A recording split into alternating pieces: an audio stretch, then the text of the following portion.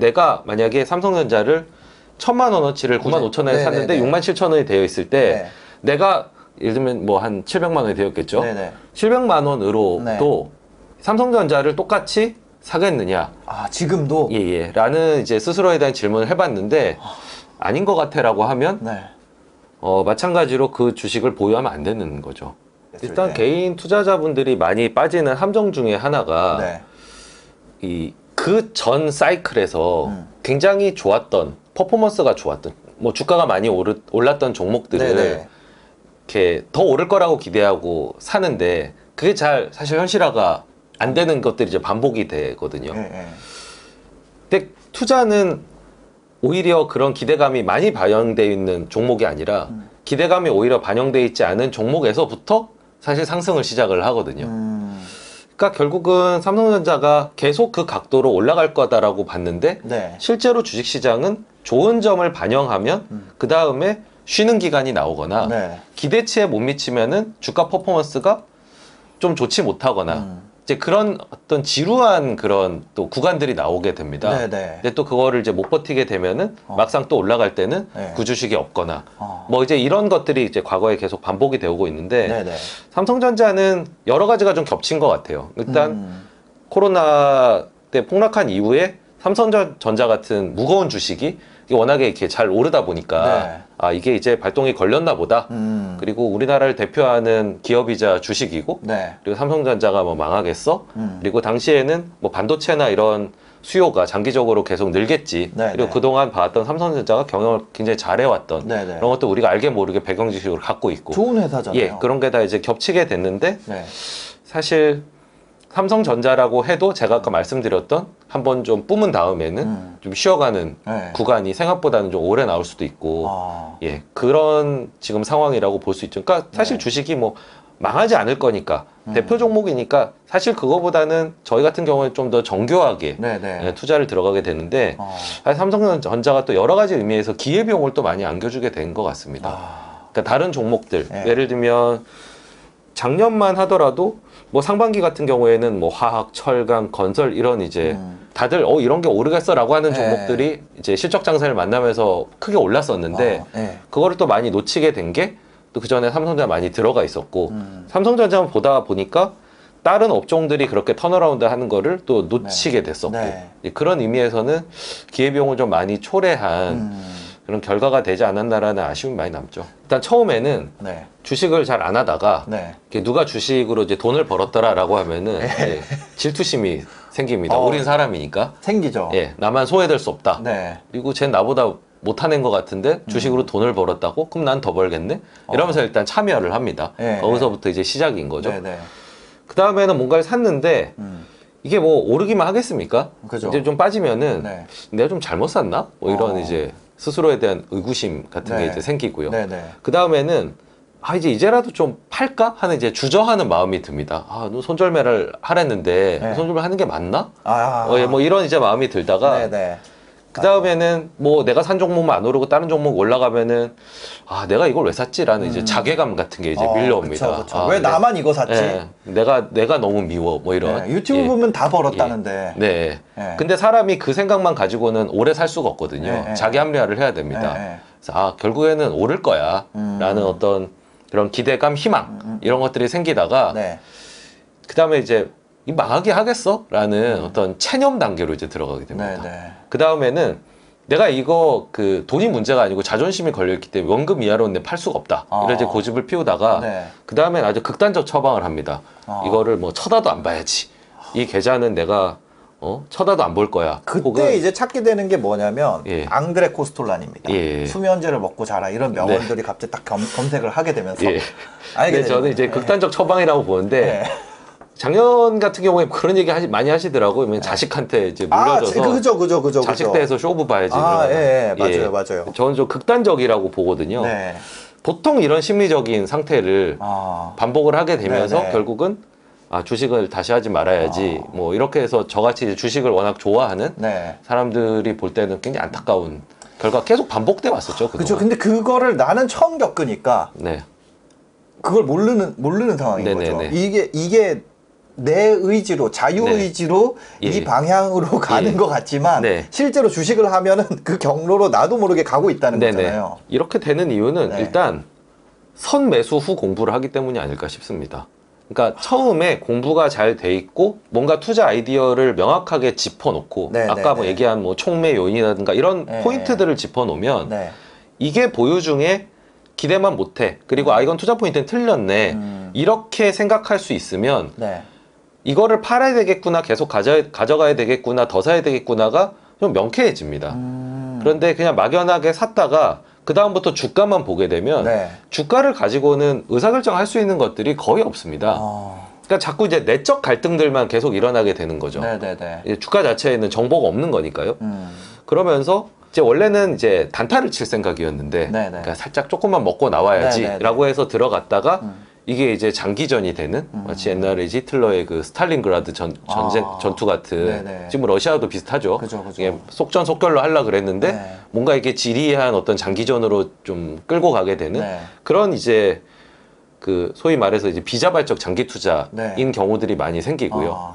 이걸 사실은 좀 끊어내야 되거든요. 정확하게 구별할 수 있어야 됩니다. 장기 투자가 가능한 종목과 내가 지금 비자발적 장기 투자의 상황에 빠졌다 이런 것들을 구별해낼 수 있어야 되는데 경험이 없으시다 보니까 이제 그런 함정에 많이 빠지게 되는 거죠. 그래서 결국은 뭐 이런 방송도 보시고 경험 있는 사람들이 어떻게 그런 뭐 저희도 다 그런 때가 있었을 거 아닙니까?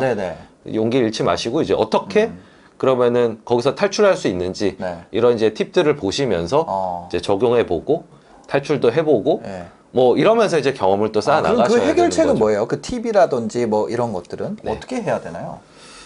이건 이제 저의 이제 방식인데요. 저는 일단 그렇게 생각합니다. 내가 이 주식에 지불한 가격, 예를 들면 이거 내가 주당 예를 들면 뭐 95만 원에 샀다. 하지만 시장은 내가 95만 원에 샀는지 30만 원에 샀는지 전혀 기억하지 않고 상관하지 않는다. 아무 상관이 없죠. 아무 상관이 없죠. 일단 거기서부터 자유로워져야 됩니다. 그래야지 깨끗한 의사결정을 할 수가 있거든요. 시장은 냉정하고 내 매수가는 일단 있는다. 그건 중요하지 않다. 그러니까 소위 이제 원금만 됐으면 하는 바람에서 일단 탈피를 해야 됩니다. 이거 여러 가지 부작용을 주거든요. 원금만이라고 하면은 공부보다는 이제 기도를 하게 되고요. 그리고 다른 종목을 잘 안 보게 됩니다. 약간 게으름으로도 연결이 되고 또 너무 괴롭기 때문에 원금에 도달하면 뭐 어떻게 보면 그때 이후부터 더 올라갈 수 있는데 그때 이제 그냥 자유로워지기 위해서 그냥 그 주식을 그냥 되죠. 발바닥에 있던 게 무릎에 왔다고 이제 팔아버린다든지 이런 여러 가지 악영향을 주기 때문에 이제 그런 생각을 의식적으로라도 이제 집어넣는 거죠. 가격을 그냥 까먹는다. 네. 그렇죠. 그 중요하지 않다. 나의 단가는 중요하지 않다. 특히 저희 같은 경우에는 포지션이 크기 때문에 이 포지션이 크냐 작으냐에 따라서 이게 또 정보를 흡수할 때 바이어스 많이 생기거든요. 그런 거에서도 조금 자유로워질 수 있어야 됩니다. 많으니까 팔기 힘드니까 이거는 좋은 면만 봐야 되겠다라는 마음이 나오는 거를 또 탈피를 해야 되는 거죠. 너무 어렵다. 그러면 클수록 조금 더 난이도가 올라가는 거니까요. 그래서 이제 이런 생각을 하게 되면은 요 다음에는 이런 생각을 할 수 있습니다. 내가 만약에 삼성전자를 1,000만 원어치를 95,000원에 샀는데 67,000원이 되어 있을 때 내가 예를 들면 뭐 한 700만 원이 되었겠죠. 700만 원으로도 삼성전자를 똑같이 사겠느냐? 지금도?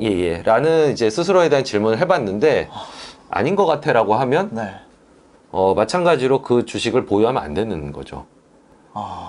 가격 때문에 마음이 바뀐 거는 뭔가 이상한 거죠. 그러니까 거기에 영향을 받고 있는 거죠.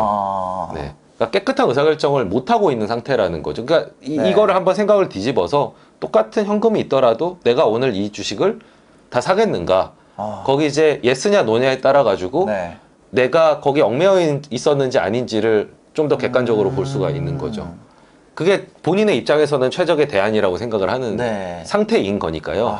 근데 트레이더들도 이런 방식을 많이 쓰는 게 제가 아는 이제 후배 아주 트레이딩을 잘하는 친구가 있는데 이 친구는 수제자를 받을 때 이런 거 훈련시킵니다. 주식을 10,000원에 사게 해요. 그리고 몇십 초 있다가 10,000원에 팔게 합니다. 근데 이걸 주저하는 친구들이 있거든. 그럼 제자를 안 받아요.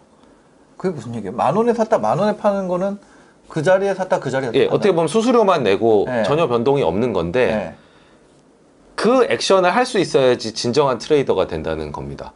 그러니까 이 친구의 논리는 뭐냐 하면 10,000원에 산 주식을 다시 팔았다가 팔았는데 현금화가 된 거잖아요. 네. 짧은 순간이지만 네. 그런데도 이 주식을 다시 사야 됐다고 생각하면 그때가 다시 사라는 거예요. 그러니까 그런 정도로 사실 이 포지션이 있냐 없냐에 따라 가지고 네. 의사결정의 선명도가 달라진다는 얘기입니다. 저희는 좀 기노후부로 그 생각을 하자는 거고 네네네. 심지어는 트레이더들도 이런 오류에서 벗어나기 위해서 뭐 여러 가지 장치들을 만든 거죠. 기계적인 손절매도 네. 만들고 그만큼 우리의 인식 체계가 취약하다는 겁니다. 가격과 관계없이 나한테 이득이 되는 팩터가 있냐 없냐 이거를 본다는 거죠. 그렇죠. 네. 네. 가격과 관계없이. 네. 근데 이거를 이제 했을 때 네. 두 가지 이제 문제에 봉착을 하는 거죠. 그러면 내 기존 종목을 생각했을 때 내가 원래 이 회사를 이러한 요인 때문에 샀는데 네. 그게 여전히 유효한가? 여기 결론을 내려면 내가 어떤 투자 포인트가 있었는지를 알아야 되겠죠. 네. 그래서 뭐 투자 일지를 써봐라, 투자 아이디어를 써놓고 사라 이런 조언들을 하시는 분들이 네, 계시는 게 네, 이게 네. 이제 망각을 하게 되거든요. 시간이 지나면. 네. 그리고 인간이 최근에 악재나 호재에 반응을 크게 하게 되어 있어요. 그런 얘기 있지 않습니까? 쿨이 네. 연말 그 시상식에서 상을 타본 적이 없다고. 쿨이요? 예, 맨날 여름에 곡을 내니까 늘 시상은 그 대표님 최근에 이제 쿨이라고 하시다니. 예. 최근에 히트한 노래들이 보통 연말 시상을 네네. 하거든요. 그러니까 인간의 인식이 굉장히 불완전합니다. 네. 마찬가지로 이거를 적어놓거나 선명하게 해놓지 않으면은 네네. 이게 시간이 지나면서 희석이 되고 최근의 이슈에만 계속 반응을 하게 됩니다. 내가 이제 이거 뭐 때문에 샀는지를 이제 까먹게 되는 거죠. 네네네. 그런 것들을 좀 복기를 해서 이거를 현재 상태하고 비교를 해보는 거죠. 그러니까 여전히 반도체 괜찮아? 혹은 파운드리가 뭐 그때는 이제 파운드리 잘 될 거라고 생각했는데 파운드리가 잘 될까? 네네. 뭐 그런 것들을 다시 한번 되짚어봐서 네. 아니다 싶은 게 많으면은 팔아도 미련이 남지가 않는 거죠. 그러니까 투자 포인트를 갖고 있어야지 일단 내가 갖고 있는 종목에 대해서 다시 살지 말지를 결정을 할 수가 있는 겁니다. 다시 얘기하면 네네. 보유할지 말지를 결정할 수 네네네. 있는 거고 그리고 이제 다른 종목과 비교를 해봤을 때는 네네. 다른 투자 대안들이 있느냐 없냐에 따라 가지고 또 내 의사결정을 달리할 수 있습니다. 예를 삼성전자가 뭐 5가지 내 투자 포인트 중에 4가지를 충족을 해요. 네. 그럼 이걸 사야 되지만 저기 5가지를 더 충족하면서도 더 싼 주식이 있어요. 그러면은 삼성전자가 아니라 다른 종목으로 네. 갈아탈 수도 있어야 된다는 거죠. 대안들을 계속 만들어 놓고 있고 비교를 해서 끊임없이 매력도가 낮은 종목을 팔고 매력도가 높은 종목으로 갈아타서 포트폴리오를 계속 건강한 상태로 만들어 놔야 됩니다. 네네. 근데 대안이 없는 상태가 계속 유지가 되다 보면 이것 또한 바이어스가 생깁니다. 대안이 없다 보니까 그냥 계속 좋은 면을 보려고 하는 성향이 생기는 거죠. 역시 삼성전자만한 게 없어. 그런데 알고 보니까 소개팅을 해본 적이 없는 거죠. 네. 네. 그래서 우리가 왜 그 이별을 해서 고통받는 친구들에게 조언을 하지 않습니까? 네. 그래, 좋은 여자가 세상에 많으니까 더 만나봐. 근데 일주일 있다 만나는데 막 얼굴이 폈어요. 어떻게 그 된 거야? 더 좋은 상대를 만났어. 뭐처럼 프로들이 끊임없는 비교 작업을 하는 이유가 네. 이제 이런 오류에서 벗어나고 더 높은 잠재 수익의 상태를 포트폴리오에 이식하기 위해서 계속 이런 비교 작업들을 하는 겁니다. 계속 비교하는 거네요. 그렇죠. 그러니까 똑같은 값이면은 주식 투자의 원리는 네. 그거네요. 이왕이면 다홍치마. 그렇죠. 예. 그거죠. 네. 더 좋은. 같은 값이면 다홍치마다. 네. 그러니까 계속 저희는 이제 비교를 계속 붙입니다. 그러니까 제가 이제 매일매일 리서치를 하는 게 뭐 기존에 있는 종목들을 업데이트하는 부분도 있지만 그래 종목이 많다고 해도 얼마나 많은 일들이 하루에 많이 생기겠습니까? 그거보다는 계속 끊임없이 신규 아이디어들을 발굴해서 내 기존에 갖고 있는 아이디어보다 더 좋은 아이디어가 있는지를 계속 찾아가지고 비교를 해서 뭐 예를 들면 저희가 어떤 종목을 뺐다 그러면은 뭐 아이디어가 틀려서인 경우도 있지만 새로 발견한 아이디어가 더 좋아서 혹은 이게 더 좋은 요인이 주가에 덜 반영이 돼 있어서 이렇게 갈아 끼는 경우들도 있습니다. 네네. 그러면은 내가 아예 종목 교체를 안 했다는 거는 아무것도 안 하고 있다는 거랑 똑같은 얘기네요.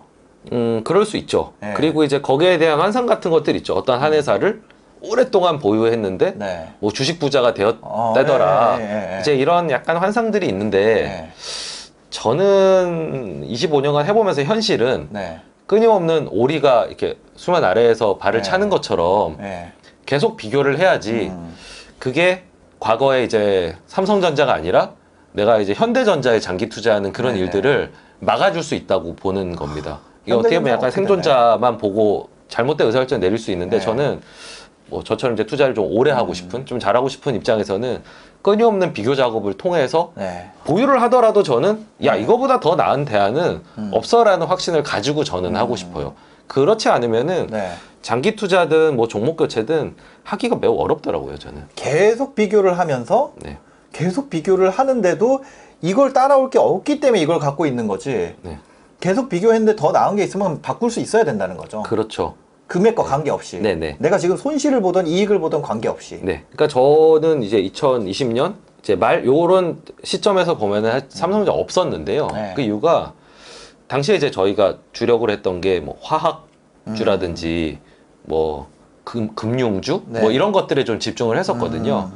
그러니까 그거는 비록 이종 격투기긴 하지만 업종은 다르지만 이쪽이 지금 회사들이 지금 좋아지는 거에 비해서 뭔가 그 갭이 좀 크다라고 봤습니다. 그러니까 갭이라고 하는 거는 이 회사들이 좋아지는데 좋아지는 것들을 시장에서 잘 알아차리지 못하고 있다. 근데 전자도 좋을 수는 있지만 이건 어느 정도 다들 알고 있는 상황이다. 왜 그때 그런 짤들도 돌았잖아요. 인도 그 기차에 사람들 이렇게 빠글빠글 붙어 있는 삼성전자가 좀 이래서 이거 이게 가겠냐 뭐 이렇게 이제 뭐 짤들이 좀 돌기도 했었는데 그거는 삼성전자의 어떤 우량함 내용을 떠나가지고 그렇게 좀 다 좋은 면들이 반영이 돼 있으면 주가가 탄력적으로 움직이긴 좀 쉽지 않은데 그때 당시에는 저희는 화학주나 이런 것들이 좋아지는 것 대비해서 시장에서 좀 너무 모르고 있고 주가가 싸다고 생각했기 때문에 전자가 싫어가 아니라 전자보단 지금은 차라리 화학주를 사는 게 혹은 금융주를 사는 게 더 나아라는 이제 의사결정을 했던 결과물이었던 거죠. 그거는 결국은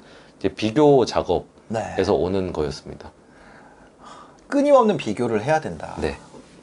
그러니까 주식 투자 이거 어려운 거야. 진짜로 사고 끝이 아니네요. 제가 얼마나 많은 회사들의 실적을 체크하는지를 아시면 아마 깜짝 놀라실 겁니다. 거의 제가 실적 체크하는 것만 해서 거의 한 200개 정도 될 겁니다. 실적 시즌 되면은 그냥 자리에 앉아가지고 삼각김밥 먹으면서 계속 실적만 봅니다. 실적만 체크를 합니다. 그래서 기존에 있는 종목은 실적 이 정도면 오케이. 그럼 남는 거고요. 아닌 거는 살생부 올리고 그다음에 이거 왜 이렇게 갑자기 좋아지지? 라고 하는 건 매수 후보 리스트에 올리고 이 작업이 계속 이제 역동적으로 이제 돌아가는 거죠. 고대지만 왜 하느냐 하면은 그래야 제 포트폴리오를 가장 건강한 상태로 유지할 수 있다는 걸 체험했기 때문에 그런 어떤 고통 혹은 로드를 감당을 하는 거죠. 그렇게 많은 시장 참가자들이 실적이라는 거는 미리 알고 하면은 혼나는 거잖아요. 그렇죠. 건강원에서 저희도 사후적으로 체크를 하는 겁니다. 그 사후적으로 아는 거고 시장에 그런 사람들이 굉장히 많고 뭐 외국인들도 있고 뭐 엄청 많잖아요. 뭐 1000만 명이 투자한다 그러는 것 같던데 그럼 그 사람들이 다 있는데도 저평가가 발생하게 되는 이유는 뭘까요? 아주 좋은 질문이신데 그래서 그런 게 없다라고 주장하는 그룹들이 있습니다. 효율적 시장 가설론자들이라고 얘기를 하는데 모든 정보가 시장에 반영되어 있기 때문에 저평가된 종목을 찾는 건 부질없다라는 그런 그룹이 있는데 저희가 이제 숭상하는 워렌 버핏은 그분들을 이제 디스하죠. 현실을 모르는 애들이구나. 저평가는 반드시 존재한다라고 얘기를 해서 저희는 이제 그거를 믿고 저도 이제 그렇게 믿고 그걸 찾아보려고 했고 실제로 존재한다는 믿음이 있거든요. 그러니까 고평가는 존재하는 것 같아요. 그렇죠. 그렇다면 저평가는 존재하겠죠. 그렇죠. 고평가가 존재한다는 건 시장이 기본적으로 오버액션을 하기 때문에 그렇습니다. 그러니까 이 가치 투자를 만든 벤저민 그레이엄도 미스터 마켓이라고 이제 의인화를 해서 이 미스터 마켓이 조울증 환자라고 표현을 했거든요. 이게 달리 얘기하면은 과민 반응하는 존재라는 겁니다. 그러니까 고평가를 만들고 극심한 저평가를 만드는 의인화하니까 이해하기 쉽지 이렇게 이제 알려주신 거고 그래서 미스터 마켓이란 말이 굉장히 유명한 단어가 됐는데 기본적으로 오버액션을 하죠. 그리고 주가라는 게 기본적으로 미래를 반영을 하는 겁니다. 미래를 다루는 일 그리고 기업 경영이라고 하는 것도 환경이라고 하는 것도 그리고 미래를 우리가 모르지만 어떻게든 이제 알려고 노력하는 거기 때문에 최근의 어떤 이슈에 따라서 혹은 최근의 실적에 따라서 이 변동폭이 굉장히 큽니다. 네. 과거만 보면 변동폭이 클 수가 없죠. 이미 정해져 있는 거니까. 네. 근데 과거에 혹은 현재 이러니까 앞으로 너는 이럴 거야 라고 하는 폭이 실체, 그러니까 우리가 시간이 지나서 돌아봤을 때보다 주가라고 하는 건 훨씬 더 과민 반응합니다. 네. 그렇기 때문에 과민 반응이 결국은 이제 심대한 고평가와 저평가를 만드는 이제 그런 게 있고요. 그래서 사실 이제 아까 삼성전자 얘기를 했는데 제가 이제 삼성전자를 계속 선호하지 않는 이유는 삼성전자야말로 그러니까 모든 사람들이 다 보고 있는 전 세계 모든 투자자들이 다 보고 있기 때문에 그 틈이 잘 안 보입니다. 굉장히 효율적으로 움직이고요. 예. 심지어는 제가 아까 미래일이라고도 말씀드렸지만 네네. 때로는 예. 저한테 요만큼 보이는 미래 이런 종목들이 있어요. 근데 시장은 요만큼밖에 못 보고 있고 네. 요만큼밖에 반영을 못하는 게 있거든요. 그런 거 되게 기회라는 생각에 대해서 되게 이제 소름이 올라오는데 네. 삼성전자는 심지어 6개월 뒤의 일을 실시간으로 현재 반영을 해요. 네. 그러니까 돌아보면은 반도체 왜 좋은데 왜 빠지지 이랬는데 지나고 보면 네. 그렇구나 반도체 가격이 빠져서 미리 이게 약세였구나. 정보보다 가격이 빠르구나. 그렇죠. 예. 굉장히 효율적으로 움직이거든요. 예. 그래서 같이 투자하는 사람들이 삼성전자에 대해서 잘 모르겠다라고 하는 게 너무 효율적으로 움직이는 대표적인 주식이라서 그렇고요. 반대로 그러면 같이 투자하는 사람들은 그 저평가를 찾으러 주로 어디에 가느냐 하면 첫 번째는 중소형주로 많이 갑니다. 중소형주로 가서 남들이 좀 많이 안 보는 그런 주식들. 제가 옛날에는 이제 지방 탐방을 많이 다녔는데 현실적으로 수도권에 있는 회사, 지방 회사가 똑같은 회사고 정보가 실적을 다 오픈하니까 똑같아야 되잖아요. 그런데 현실적으로는 지방 회사들의 저평가가 더 빈도수가 높습니다. 저평가 발생하는 빈도가 많이 안 가니까. 네, 많이 안 가니까. 정보의 격차가 존재를 한다는 거죠. 마찬가지로 중소형주도 대형주에 비해서는 많이들 효율적으로 반영하지 않는 경향들이 있습니다. 그리고 누군가가 확 팔거나 확 사면은 이 각도가 더 크게 움직이기 때문에 이 내재 가치를 알고 있으면 기회로 활용하기도 좋거든요. 그러니까 누군가가 갑자기 이걸 확 밀어가지고 팔았는데 내재 가치 이하로 내려갔다 이러면 더 기회가 될 수 있는데 삼성전자는 나 싫어 이러고 어떤 데가 팔았는데 그게 주가에 끼치는 영향이 크지가 않거든요. 그러니까 이 주가의 진폭 자체가 적기 때문에 그만큼 기회를 크게 포착하는 것도 빈도도 좀 적습니다. 그래서 중소형주를 많이 보죠. 유동성이 떨어질수록 어떻게 보면은 저평가될 가능성도 높아지는 건가요? 그렇죠. 관심이 그만큼 없다는 거죠. 유동성이 좀 적다는 거는. 대신 이제 잘못 사면 굉장히 고통받을 수 있죠. 팔기가 좀 어려우니까요. 특히 저희처럼 포지션이 큰 경우에는 굉장히 심도 깊게 리서치 안 하면은 불안해서 뭐 그냥 막 살 수는 없습니다. 또 확신이 든다면 이 괴리가 크다면 들어가는데 이 괴리가 확실히 중소형주 중에서 많이 나오기는 해요. 그리고 또 한 가지는 남들이 좀 비관적으로 보는 섹터에서 이제 많이 건져내는 경향이 있죠. 이제 일반적으로 투자자들은 이거 사람이기 때문에 과거의 경향이 계속 유지된다라고 생각하는 그런 습성을 좀 가지고 있습니다. 그죠. 예. 그러니까 뭐 기술주가 한 몇 년 이렇게 끌어왔으면 에이, 잠깐 조정받다 앞으로도 기술주지 갑자기 내가 주가가 오르는 걸 본 적도 없는 그런 업종들이 오르겠어? 예를 들면 뭐 은행이나 보험이나 뭐 건자재나 이런 거 한 오를까? 라고 하는 의구심이 일단 딱 들거든요. 그렇기 때문에 그 섹터들의 기회가 있습니다. 그러니까 모두가 관심이 없는 그런 섹터에서 그런 반론을 제기할 수 있는 증거를 찾으면은 이게 아주 낮은 가격대부터 주가 상승을 출발을 시킬 수가 있거든요. 그러니까 예를 들면 제가 이제 어떤 회사를 탐방을 가면 어떤 분이 그러시더라고요. VIP 자산운용이 나타나면 두 가지 생각이 든답니다. 하나는 우리 회사 주가가 많이 빠졌구나. 우리 회사에 관심이 별로 없구나 최근에.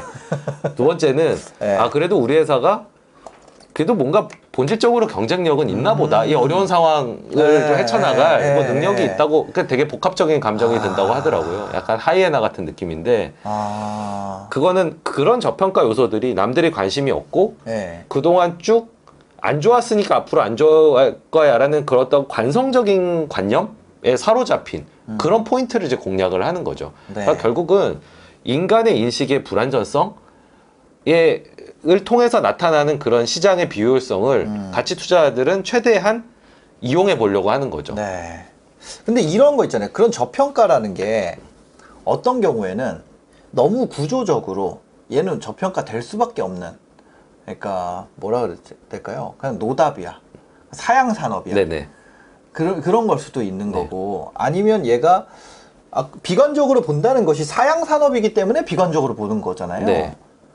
그죠? 네. 근데 이게 개선이 될 수 있는 건지, 아니면 구조적으로 진짜 더 이상 기업으로서 그게 없는 건지, 네. 이런 것들을 판단하는 근거는 어떻게 되나요? 역시 그 신사임당 채널의 명성을 아니. 다시 한번 너무 좋은 질문을 하셨는데 예.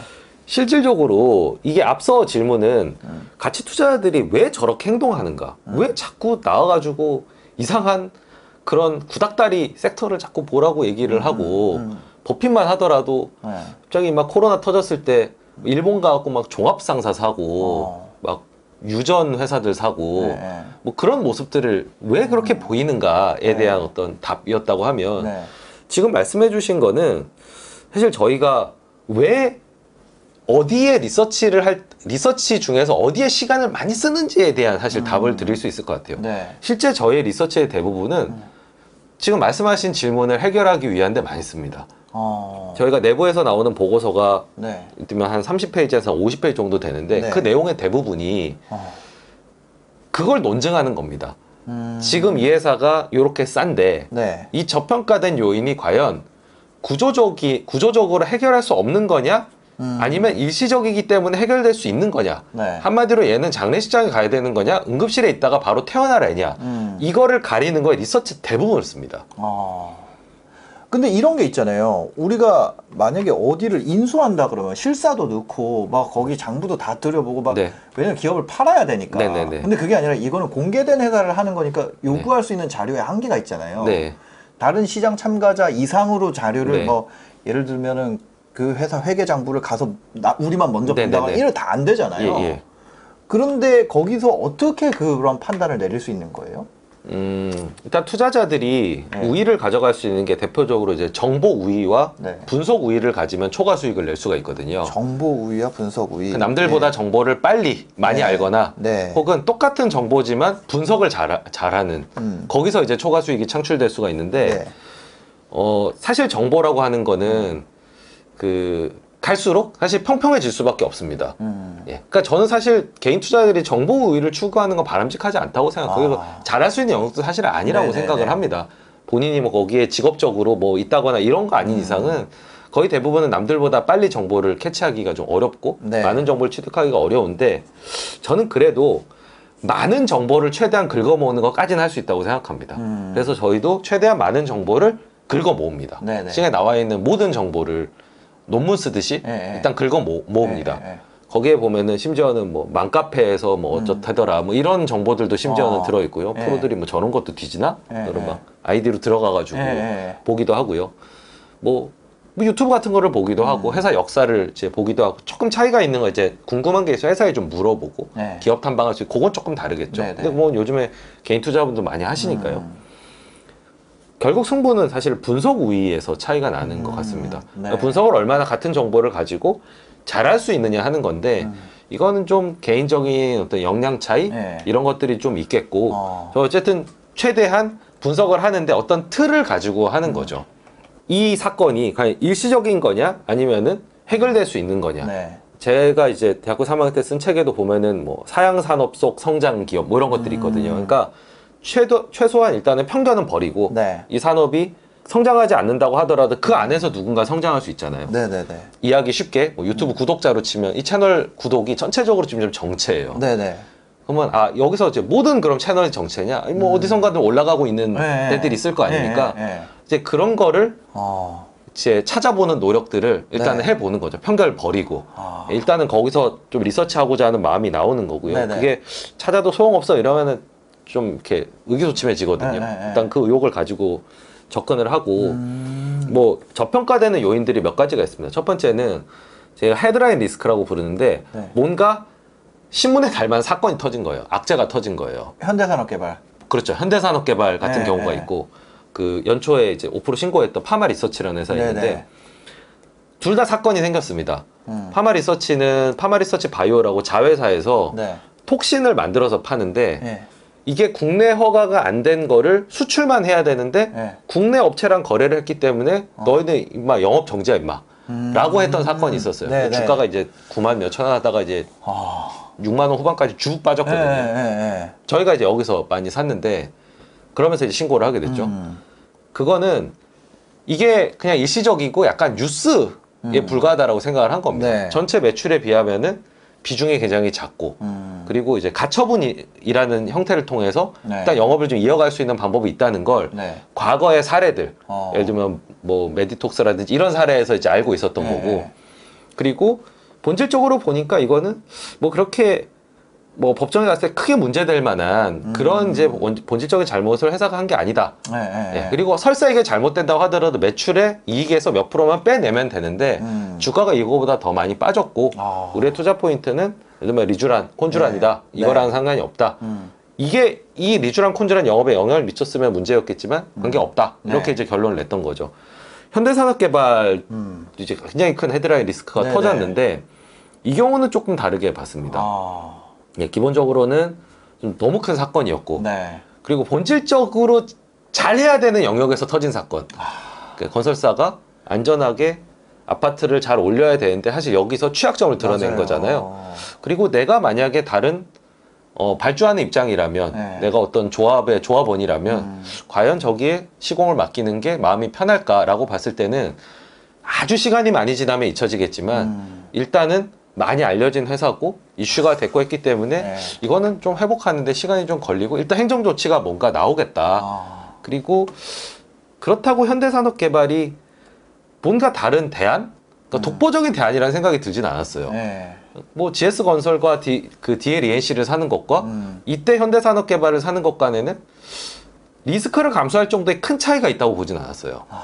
그런데 파마리서치 같은 경우에는 거의 우리나라의 유일한 허가받은 스킨부스터 주사제를 만드는 데고 독보적인 여기서 브랜드를 구축하고 있고 현재 성장을 하고 있기 때문에 대체가 불가하다라고 봤습니다. 그런 차이점을 리서치를 통해서 그래서 하나는 똑같이 빠졌지만 이 헤드라인 리스크로 빠졌지만 하나는 사고 하나는 안 산 거죠. 예. 근데 여기서 핵심은 현대산업개발도 본다 저희는. 예. 그냥 안 쳐다보고 마는 건 아니다.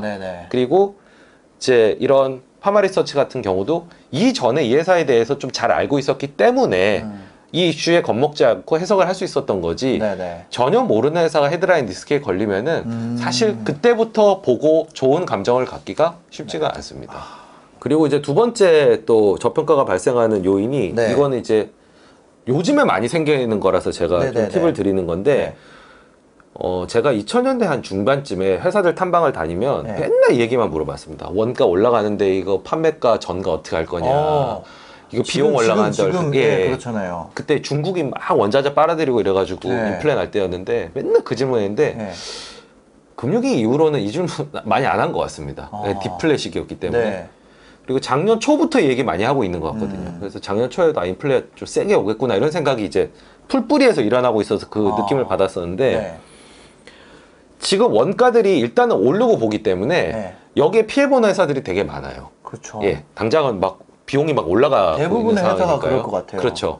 그럼 일단 단기 실적이 깨져서 나옵니다. 근데 투자자들은 단기적인 이슈 혹은 단기적인 실적이 굉장히 예민하거든요. 여기에 과민 반응을 보입니다. 그래서 원가가 일단 올라가서 이익이 안 나올 것 같다면 주가가 훅 빠져요. 이런 현상들이 이제 많이 목격이 됐었는데 그때 이제 또 두 가지 선택지가 있습니다. 하나는 얘는 원가가 올랐지만 판매가로 전가할 수 없어.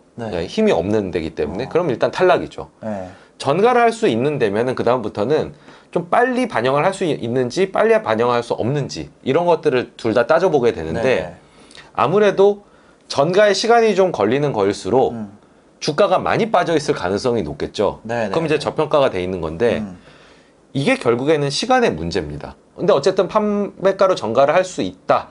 그리고 회사에서도 의지가 있다. 라는 걸 알게 되면은 이게 시간이 걸리기 때문에 다들 안 사죠. 나중에 사도 된다고 생각하지만 일단 저평가 됐을 때는 시간의 문제니까 싸게 사놓으면은 결국에 판매 가격으로 전가가 된다.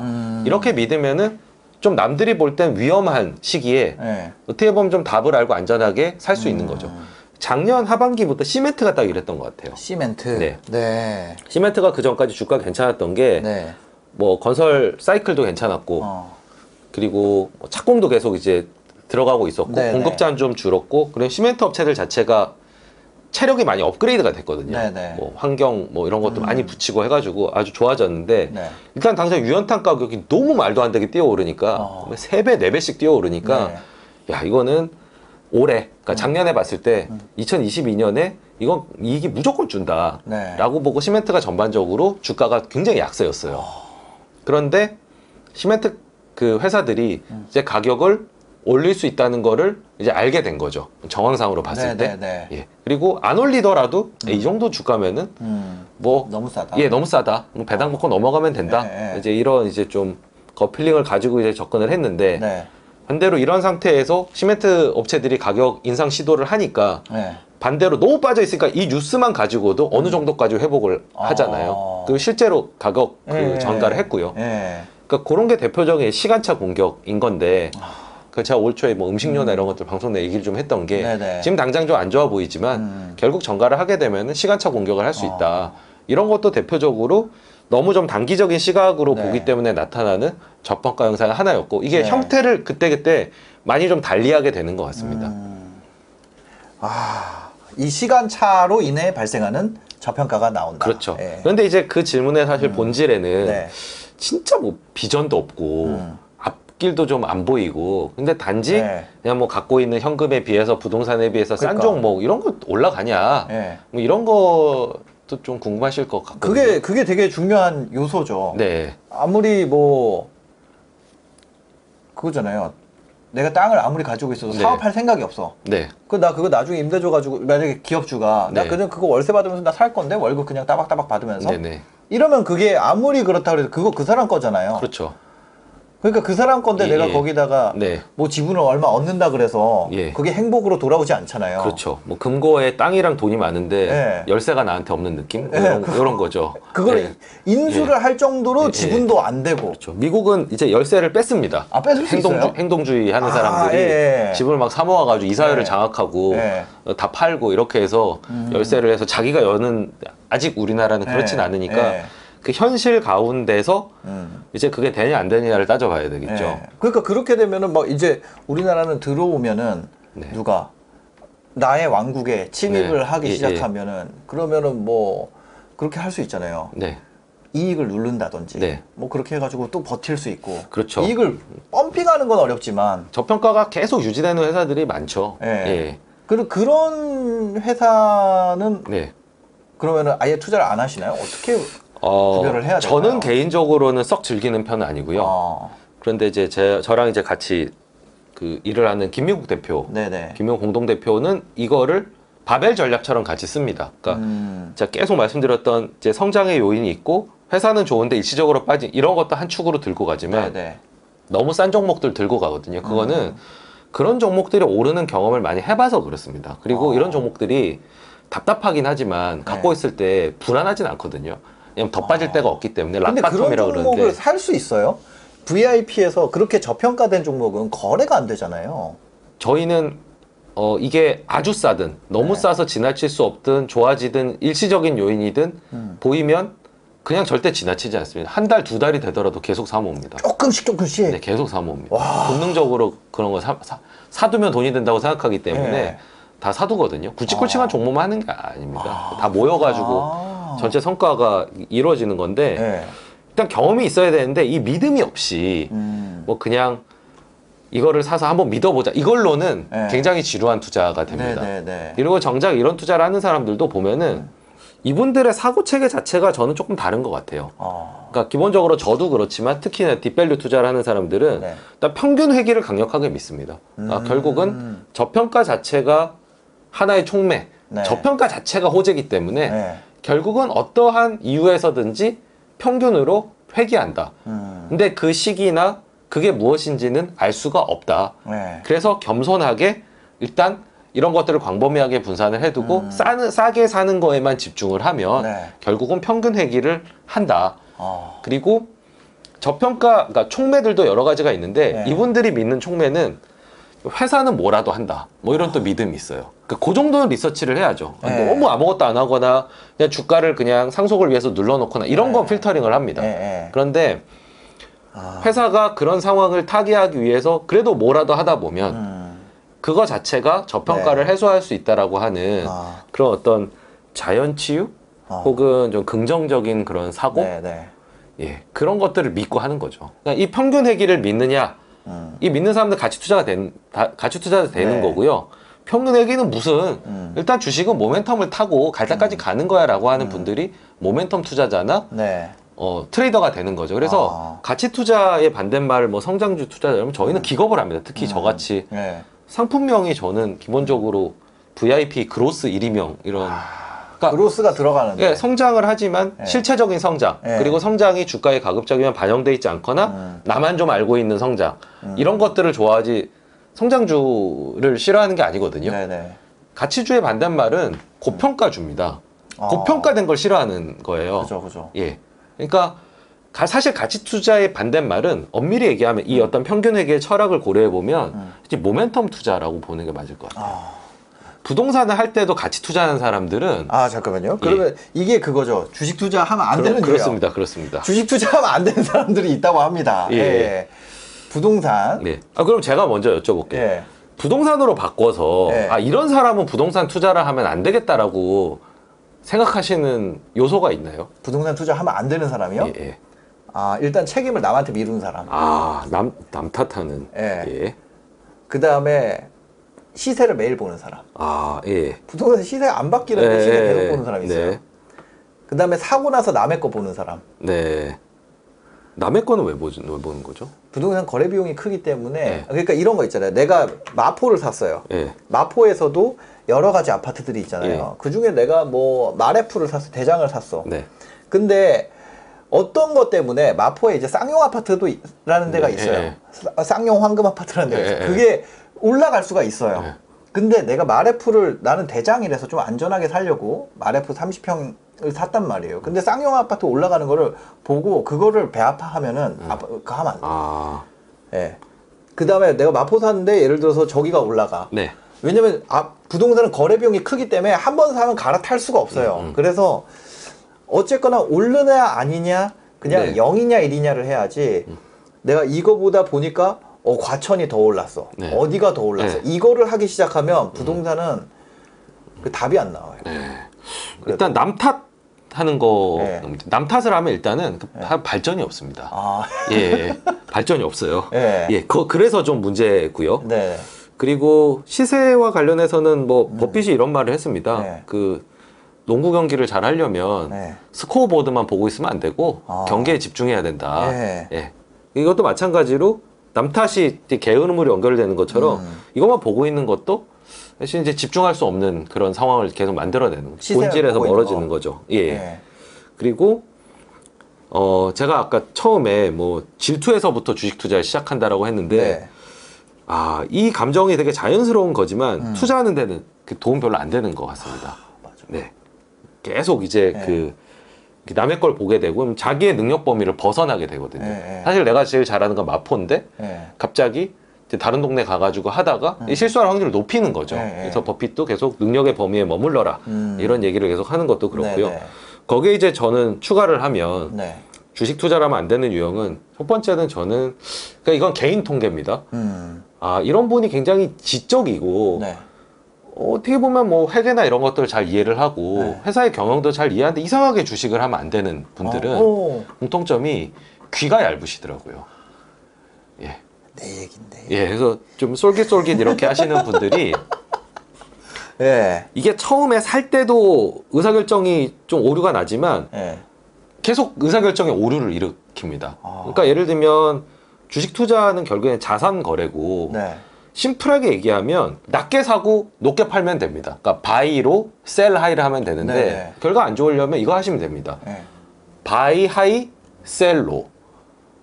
고가 매수 저가 매도를 반복하면 계좌 그냥 계속 녹거든요. 그렇죠. 근데 고가 매수 저가 매도를 반복하시는 분들이 대표적으로 귀가 얇으신 분들이 이걸 계속 반복하면서 거래 비용으로도 녹이고 고가 매수 저가 매도로도 계좌를 계속 녹이시더라고요. 이 지적인 것과는 좀 관련이 없는 것 같아요.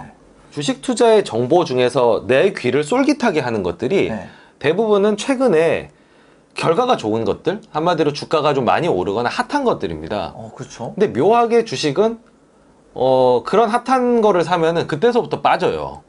기대를 다 반영을 하고 예. 그러니까 저희가 기대감이 없는 걸 자꾸 살려고 하는 거 아니겠습니까?